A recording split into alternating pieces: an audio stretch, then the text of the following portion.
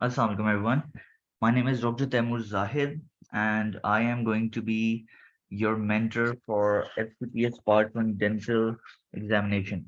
I'm going to begin with my lecture, and if you have any questions, you can leave a message in the chat, or you can this जो मैं lecture दूंगा इसकी एक recorded video भी available होगी जो कि हमारे Facebook page पे share होगी, WhatsApp पे भी share probably होगी।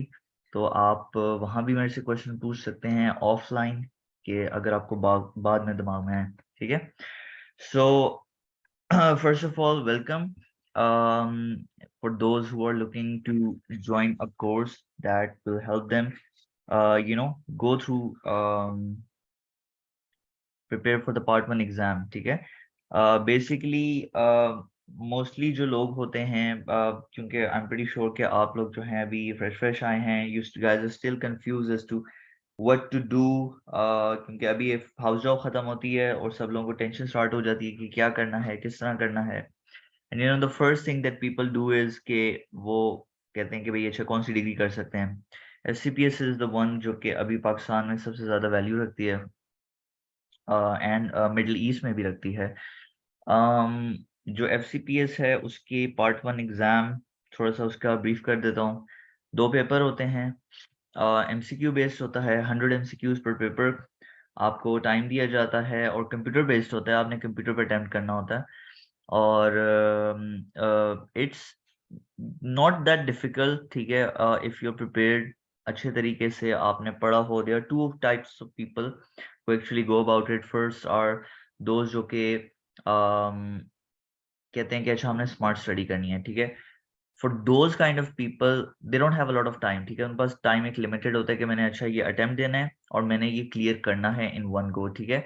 तो उन लोगों के लिए होता है कि स्मार्ट स्टडी करते हैं, तो उनके लिए ये कोर्स है जो कि हम प्रोवाइड कर रहे हैं। ठीक है। What we do is we have summarised a lot of topics from a lot of books. ठीक है। सारे सब जगह से जो इम्पोर्टेंट बिट्स हैं, इंक्लूडिंग द पास्ट पेपर्स, सबको हमने इकट्ठा करके we have condensed it into a single PowerPoint slide, जो कि इससे क्या होगा कि आपका बहुत ज़्यादा टाइम बचेगा। आप लोगों को पूरे पूरे चैप्टर्स गो थ्रू नहीं करने पड़ेंगे। And some of you people might किताबें पढ़ रहे होते हैं, they get bored, specially there are books for example जो आपके डेंटल मटेरियल की बुक है।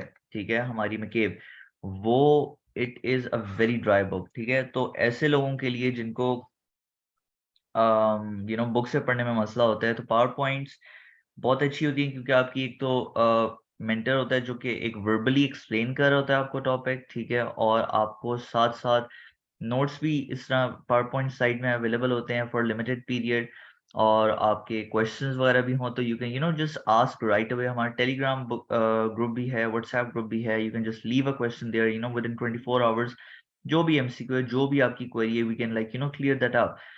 तो सो या जो पार्ट 1 एग्जाम है उसकी अगर तो फिर हाँ, there are also those kind of people who like to do like everything. ठीक है, they do not want to leave anything on chance. ठीक है, what those people do is के they spend a lot of time on books. ठीक है, बहुत ज्यादा time लगाते हैं, काफी ज्यादा पढ़ाई करते हैं। ठीक है। एंड वो लोग भी बिल्कुल सही करते हैं, गलत नहीं है, बल्कि मैं इनकरेज करता हूँ कि अगर आप स्लाइड्स वगैरह अगर पढ़ भी रहे हैं, बुक्स को भी साथ एक छोटा सा रेफरेंस रखें।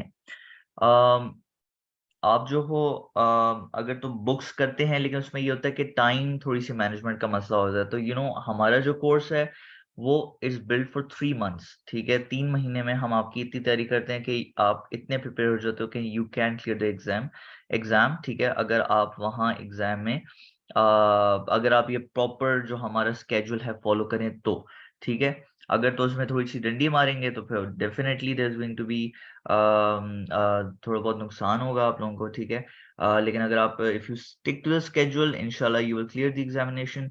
एंड अगर तो आप बुक्स को करते हैं, उसमें आपका टाइम बहुत ज़्यादा लग जाएगा। अगर 3 मंथ्स आप सिर्फ हमारी कोर्स से पढ़ाई कर रहे हैं, अगर आप बुक्स भी कंसल्ट करेंगे, you will need an additional month और 2। ठीक है, और वो डिपेंडिंग कि आपकी स्पीड क्या है पढ़ने की। ठीक है। तो खुद से पढ़ना जो होता है थोड़ा सा डिफिकल्ट होता है for some people are very good at it. ठीक है, वो खुद से अकेले पढ़ना पसंद करते हैं। कुछ लोग हैं उनको हेल्प चाहिए होती है। And for those kind of people हमारा ये जो है स्टडी का कोर्स है। ठीक है। So I'm going to begin with a very basic topic, ठीक है, just to give you an idea what you should be expecting from our course. ठीक है, हमारे सारे subjects available होते हैं जो अभी आपके part 1 में हैं, including anatomy, physiology, biology, biochemistry, whatever. ठीक है, और हमारे हर हमारे हर subject का जो एक separate mentor है. Me specifically, I'm going to be mentoring you regarding the dental subjects, जो कि हमारे basically dental materials आता है, हमारी और pathology और biology and things like that. Okay, so I'm gonna begin today with our topic amalgam.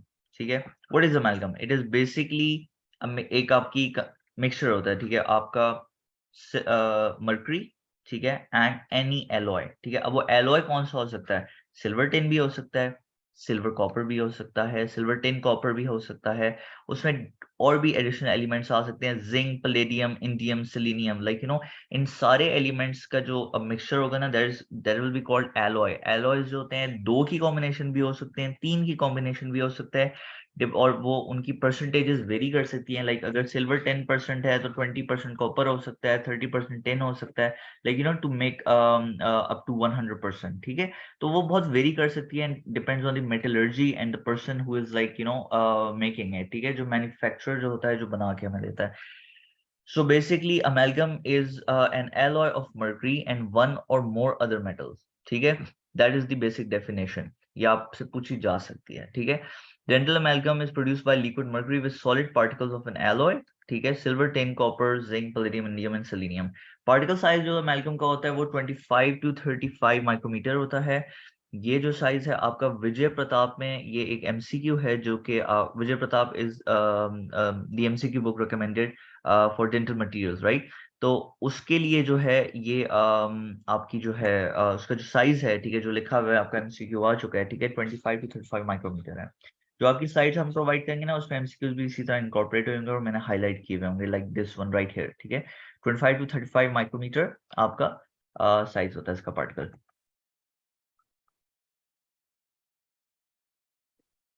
Okay, ट्रिचुरेशन.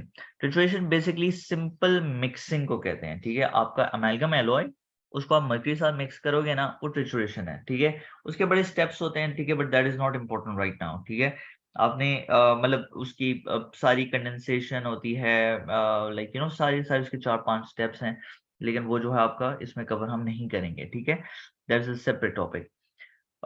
Let's focus on the more important bits, जिसमें से एमसीक्यूज एक्सट्रैक्ट हो सकते हैं. ठीक है, अब अमेल्गमेशन प्रोसेस क्या होता है? अमेल्गमेशन बेसिकली क्या होता है कि जो प्रोसेस ऑफ फॉर्मिंग एन अमेल्गम जो होता है उसे अमेल्गमेशन कहते हैं, जिसमें मरकरी जो होता है आपके एलॉय पार्टिकल्स को डिसॉल्व करता है और एक प्लास्टिक मैस बनता है जिसकी मल्टीपल फेजेस होती हैं, यानी उसमें गामा, गामा 2, गामा 1, ये सारी फेजेस होती हैं, आगे हम पढ़ेंगे. ठीक है, तो कंपोजिट प्लास्टिक मैस जो ऑब्टेन होता है ना आपका, जब मरकरी रिएक्ट करता है विद द एलॉय, तो वो और आपका एक सॉलिड एक फेज बनती है. ठीक है, वो बेसिकली अमेल्गमेशन प्रोसेस कहलाता है. और ये आपको जो है ना इस टाइम एमसीक्यू पूछा जा सकता है कि ट्रिचुरेशन अमेल्गमेशन में क्या डिफरेंस है. ठीक है, ट्रिचुरेशन सिंपली मिक्सिंग को कहते हैं. ठीक है, आप मोटर एंड पिस्टल से मैनुअल तरीके से भी कर सकते हो, या आप मशीन अमेल्गमेटर आपका होता है उससे कर सकते हो. ठीक है, वो ट्रिचुरेशन तरीका होता है. अमेल्गमेशन जो होता है इज जस्ट अ रिएक्शन. ठीक है, ओके, अब आपकी आती है क्लासिफिकेशन. क्लासिफिकेशन में आपकी बेसिकली 2-3 तरीके से क्लासिफाई किया गया है. Number 1 is on the basis of copper content, number 2 is on the basis of zinc content, and number 3 is based on the shape of the alloy. ठीक है, आपका जो कॉपर कंटेंट होता है उसमें 2 होते हैं, एक लो कॉपर होता है और एक आपका हाई कॉपर होता है.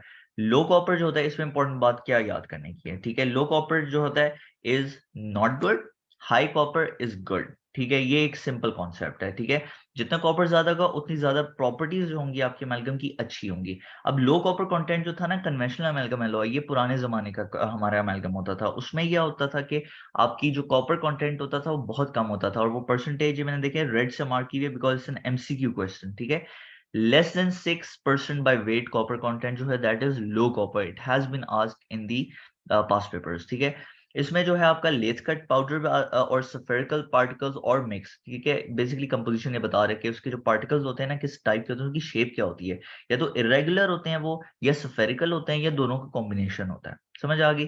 लो कॉपर के बाद अब आते हैं हाई कॉपर पे। हाई कॉपर की परसेंटेज आप देख लें 6 to 30% बाय वेट आपका कॉपर्स में होता है, ठीक है। अगेन इट्स एन एमसीक्यू जो कि आपको याद करना पड़ेगा। डेंटल मटेरियल्स एक ऐसा सब्जेक्ट है जिसमें आपकी बहुत सारी इसमें की न्यूमेरिकल वैल्यूज होती हैं जो आपको याद करनी पड़ती हैं, ठीक है। चीजें यस कॉन्सेप्चुअल भी होती हैं, बट जो न्यूमेरिकल चीजें you have to memorise them, ठीक है। हाई कॉपर अमेल्गम जो आता है उसमें आपकी दो टाइप्स आती हैं, एक यूनिक कंपोजिशन और सिंगल कंपोजिशन होता है, जिसमें क्या होता है कि सारे पार्टिकल जो होते हैं ना सेम स्फेरिकल पार्टिकल्स होते हैं, ठीक है। उसमें क्या होता है बेसिकली जब आपकी मेल्टिंग हो रही होती है ना, आपके एलॉय बन रहा होता है, तो आपके जिस तरह आप एलिमेंट्स एक एक करके डालते जाते हैं तो वो एक सिंगल कंपोजिशन एक बनता है, ठीक है। उसमें सिल्वर, टिन, कॉपर जो भी आप डालते जाओगे ना वो इस तरह का बनता जाएगा, सारे पार्टिकल्स एक ही शेप के होंगे, ठीक है, स्फेरिकल। उसे हम यूनिक कंपोजिशन इसलिए सिंगल कंपोजिशन कहते हैं, ठीक है। एड मिक्स जो होता है ना वो क्या करता है कि पहले से प्री फॉर्म जो कोई एलॉय बना हुआ है ना, ठीक है, या फॉर एग्जांपल एक सिल्वर टिन हो गया और एक सिल्वर कॉपर हो गया, ठीक है, दो एलॉयज को मिक्स करते हैं, दो एलिमेंट्स को नहीं करते। तो जब दो एलॉयज को मिक्स करते हैं ना तो उसमें क्या होता है कि या तो वो सारे स्फेरिकल भी हो सकते हैं या इरेगुलर स्फेरिकल का भी मिक्सचर हो सकता है, या डिफरेंट हो सकते हैं, कोई भी आप वेरिएशन हो सकती है इसमें, ठीक है। इरेगुलर स्फेरिकल, स्फेरिकल इरेगुलर, और भी अगर वैरायटीज होती हैं तो वो भी मिक्स हो सकती हैं उसमें, ठीक है। और साइज भी वेरिएशन होती है, सिर्फ शेप का नहीं होता, ठीक है। तो जो एड मिक्स होता है ना उसमें इस तरह होता है कि आपके जो दो एलॉयज होते हैं वो मिक्स होते हैं, और कंपोजिशन में आपके एलिमेंट्स होते हैं वो मेल्टिंग फेज में मिक्स होते हैं। आपका अब आता है नेक्स्ट जिंक, ठीक है। On the basis of zinc आपकी क्लासिफिकेशन क्या है, सिंपल है, एक जिंक फ्री होते हैं और एक जिंक कंटेनिंग होते हैं, ठीक है। 0.01 से जो हो गया लेस होगा जिंक फ्री होंगे, अगर उससे ज्यादा होगा तो फायदा होगा। अब जिंक बड़ा एक इंपॉर्टेंट एक एलिमेंट है जो कि आपका अमेल्गम में होता है, उसका रोल हम आगे जाके पढ़ेंगे, ठीक है। It's acts as a scavenger, एक स्लैग बनाता है जो कि ऑक्सीडेशन प्रिवेंट करता है। Will discuss on it further आगे जाके, ठीक है। अब आपका आती है शेप, ठीक है। शेप पे हमने पीछे पढ़ा है कि एक लेथ कट होता है जो इरेगुलर होता है, ठीक है। दूसरा हमने पढ़ा है कि एक स्फेरिकल और एक होता है एडमेक्स जो कि दोनों का कॉम्बिनेशन होता है, ठीक है। जो लेथ कट होता है ना, अब ये it's not an important thing, लेकिन जस्ट आपको ब्रीफ में बता देता हूँ कि लेथ कट जो होता है ना, जो इरेगुलर शेप होती है वो कैसे बनती है, दो स्टेप्स में बनती है, ठीक है। दो हीट ट्रीटमेंट होते हैं, पहला हीट ट्रीटमेंट होमोजेनाइजेशन होता है, और दूसरा हीट ट्रीटमेंट जो होता है वो एलॉय एजिंग होती है, ठीक है। पहला वाला 420 डिग्री सेल्सियस पे होता है और दूसरा वाला जो होता है 100 डिग्री सेल्सियस पे होता है, ठीक है। इससे आपका जो है ना घंटों तक होता है, और फिर आपका डिफरेंट ये आपका इरेगुलर शेप्स के ना आपके बहुत सारे एलॉय पार्टिकल्स अचीव हो जाते हैं, ठीक है। तो ये एक प्रोसेस है जिसको याद करने की जरूरत नहीं है, बट स्टिल समथिंग जो कि आपको पता चले कि टू हीट ट्रीटमेंट होता है, होमोजेनाइजेशन होती है और दूसरा जो होती है एजिंग होती है। ओके, अब आते हैं हम रिएक्शन पे। Now this is the most important part of like सारा जो भी अमेल्गम का है, ठीक है। इसमें आपकी सबसे पहले आता है सिल्वर टिन एंड कॉपर, ठीक है। कॉपर जो है आपका silver tin, copper and mercury, ठीक है। सिल्वर टिन को मरकरी के साथ रिएक्ट किया तो आपकी तीन फेज बनती है, गैमा, गैमा 1 एंड गैमा 2, ठीक है। गैमा जो है आपकी गैमा अच्छी फेज है, ठीक है। Gamma is something that is desirable. Gamma 2 on the other hand is not, ठीक है। गैमा 2 जो है आपकी आपकी फिजिकल प्रॉपर्टीज, आपकी थर्मल प्रॉपर्टीज, डायमेंशनल स्टेबिलिटी सबको अफेक्ट करता है। तो गैमा 2 इज समथिंग जो कि हम नहीं चाहते।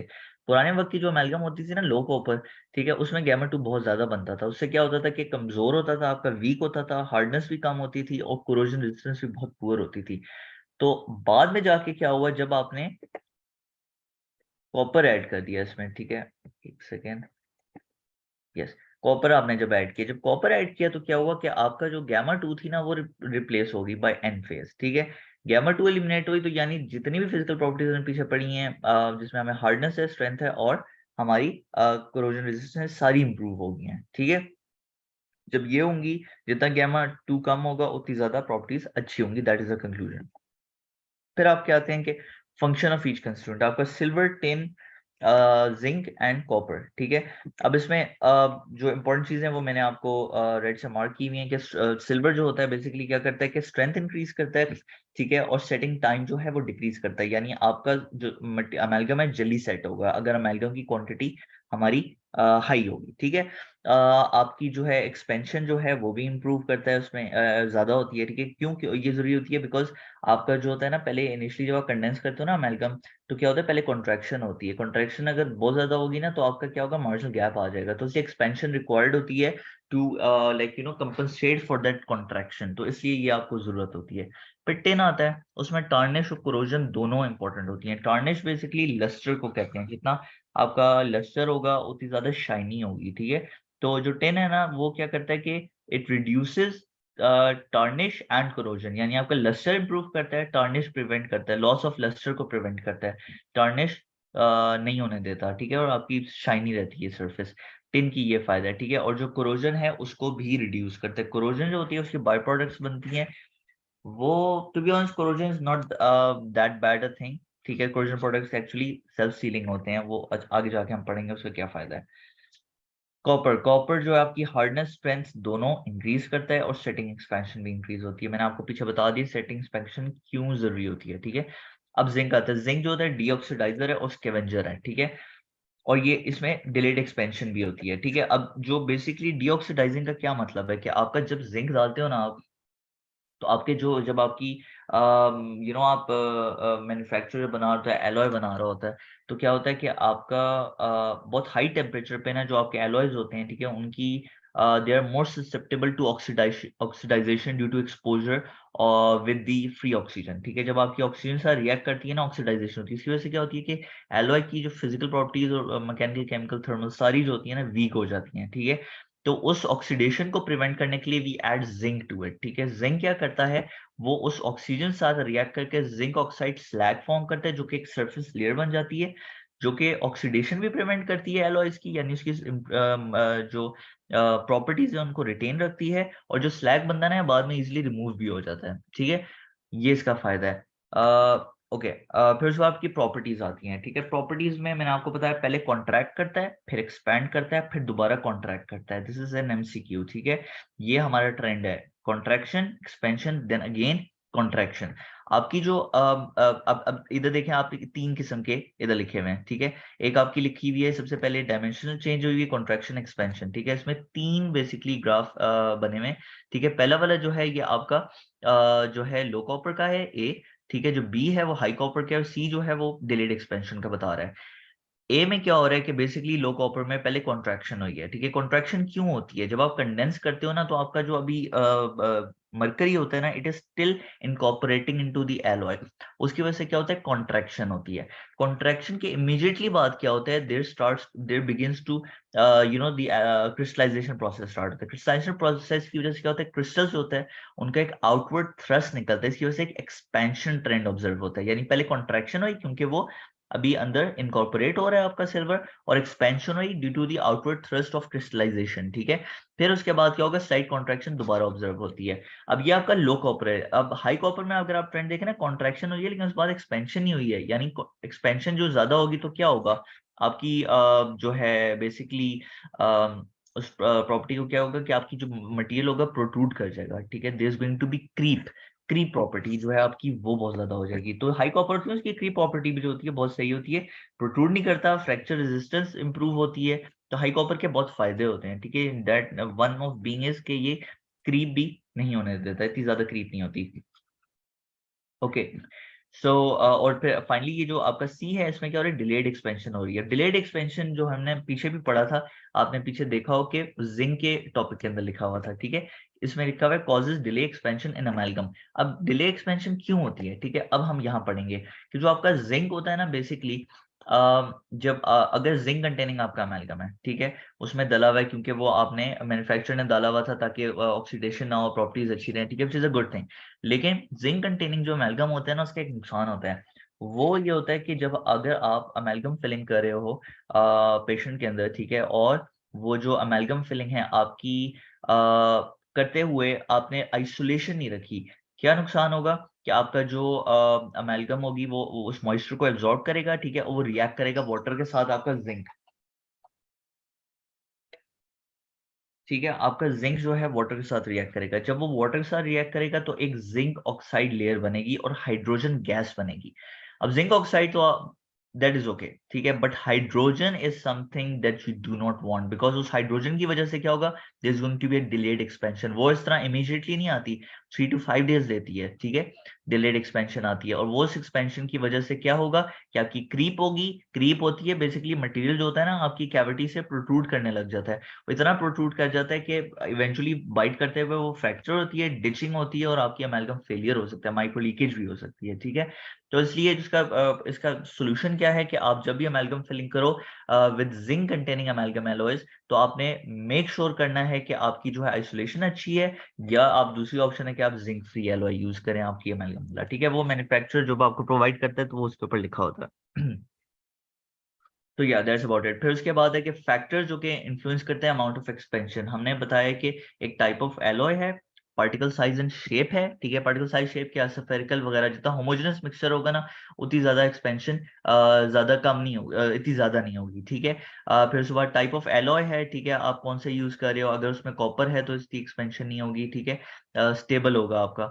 प्रेशर यूज फॉर कंडेंसेशन, आपका ये भी होता है कि आपने अगर प्रॉपर एडिक्वेट प्रेशर नहीं लगाया तो उसकी वजह से आपकी एक्सपेंशन ज्यादा होगी, ठीक है। अब आपका ये सारा हो गया जिंक का। जिंक की आपको साइज सिग्निफिकेंस पता चल गई है कि डिलेट एक्सपेंशन वाली एक प्रॉपर्टी आपको पता चल गई है, और आपको पता चल गई है कि हाँ, डिलेट एक्सपेंशन और एक स्कैवेंजर, ठीक है, यानी आपका डीऑक्सीडाइज रैप करता है, it's acts as a scavenger, ठीक है। Scavenger is the term that you are looking for. अब आगे प्रॉपर्टीज आ जाती हैं जिसमें फिजिकल प्रॉपर्टीज आती हैं आपकी। इसमें आपकी 3 आवर्स जो होती है इनिशियल स्ट्रेंथ आपकी ऑब्टेन होती है, फिर उसके बाद आपकी 24 आवर्स में आपकी मैक्सिमम स्ट्रेंथ ऑब्टेन होती है, ठीक है। जितना आप मर्करी ऐड करोगे उतनी स्ट्रेंथ डिक्रीज होगी, इसलिए जब भी आप अमेलगम फिलिंग करने लगते हो तो आप you squeeze out the excess of mercury so that आपकी स्ट्रेंथ एडिक्वेट रहे, ठीक है। वरना फिर आपको बड़ा मसला होता है, फिलिंग जो होती है स्ट्रेंथ कमजोर हो जाती है। अंडर ओवर ट्रिचुरेशन भी नहीं करनी, उसकी वजह से डिक्रीज स्ट्रेंथ होती है, एडिक्वेट अमाउंट में करनी है, ठीक है। फिर उसके बाद है कि फाइनस स्पाइकल और कॉपर इनरिच एलॉयज होते हैं ना, उनकी स्ट्रेंथ होती है रैपिडली डेवलप होती है एज कम्पेयर जो कि आपके इरेगुलर होते हैं, ठीक है। पीछे हमने पढ़ा था ना कि वो एक्सपेंशन के ऊपर भी इफेक्ट करती है आपकी टाइप ऑफ एलॉय और उसके पार्टिकल साइज वगैरह, तो इधर आपकी स्ट्रेंथ भी इफेक्ट हो रही है। हाई कंप्रेसिव स्ट्रेंथ होती है जो कि कॉपर और सिल्वर की वजह से होती है, लेकिन लो टेंसाइल और शीयर स्ट्रेंथ होती है, ठीक है। कंप्रेसिव स्ट्रेंथ होती है कि जब आप डायरेक्ट प्रेशर लगाते हो, टेंसाइल होती है जो खींच के आप लगाते हो, और शेयर होती है जो कि आप ट्विस्ट करके लगाते हो, ठीक है। तो ये आपकी तीनों स्ट्रेंथ्स होती हैं। ब्रिटल अगर होगा आपका मटेरियल, ठीक है, जो आपके अमेल्गम होती है एक्चुअली ब्रिटल नेचर होता है, इसलिए क्या होता है कि उसकी कैविटी डिजाइन बहुत इंपॉर्टेंट होता है, क्योंकि कहीं भी अनसपोर्टेड आपकी इनेमल के पास आसपास आपने अमेल्गम रख दिया, it is going to fracture, ठीक है। हार्डनेस जो होती है इसकी less than that of enamel होती है, but still adequate enough. Okay, this is table, ये basically low copper high copper में कंपैरिजन बता रहा है। लो कॉपर पहला वाला है, ये दोनों जो है ये एडमेक सिंगल कंपोजिशन हाई कॉपर के हैं। इसमें आप अगर ट्रेंड देखें कि फर्स्ट डे पे लो कॉपर का 145 वन आवर स्ट्रेंथ थी और 343 आफ्टर 7 डेज, जबकि सिंगल कंपोजिशन जो है उसकी सबसे अच्छी है कि हाई स्ट्रेंथ उसकी इनिशियली भी 1 आवर पे थी और 7 डेज पे देखें कितनी ट्वाइस मच, ठीक है। और उसमें क्रीप परसेंटेज भी हमारी कम हो रही है और हमारी टेंसाइल स्ट्रेंथ भी एडिक्वेट है, ठीक है। तो बेसिकली सिंगल कंपोजिशन जो आपका हाई कॉपर एलॉय है is the material of choice when you are looking to do an amalgam filling. Okay, creep. Creep basically एक टाइम डिपेंडेंट एक फीचर है, ठीक है। टाइम डिपेंडेंट डिफॉर्मेशन ऑफ आपकी अमेल्गम की अंडर डायनामिक लोडिंग, ठीक है। डायनामिक लोडिंग यानी आपके सेंट्रिक इसेंट्रिक दोनों मूवमेंट में, ठीक है, एक्सकर्सिव मूवमेंट में भी, च्यूइंग सेंट्रिक मूवमेंट में भी, जो आपके उस पे टाइम डिपेंडेंट जो एक लोड पड़ता रहता है, ठीक है, साइक्लिक लोड पड़ता है, उसकी वजह से क्रीप होती है, ठीक है। और ये परमानेंट डिफॉर्मेशन होती है। आपकी लो कॉपर में इतनी ज्यादा नहीं, सॉरी, लो कॉपर में ज्यादा होती है 2.5%, बट हाई कॉपर में 0.2% होती है। क्रीप जो होती है ना बेसिकली, उस मैंने पहले ही बताया आपको, प्रोट्रूड कर जाता है कैविटी से और फिर वो उस मोर प्रोन टू फ्रैक्चर होता है, अमेल्गम ओवरहैंग क्योंकि बन जाता है, ठीक है। वो फ्रैक्चर होगा, डिचिंग होगी, आपकी मार्जिन लीकेज होगी और आपका फेलियर होगा मटीरियल का, ठीक है। फिर इसके बाद आती है आपकी कोरोजन। कोरोजन क्या होती है, एस्टेब्लिशमेंट।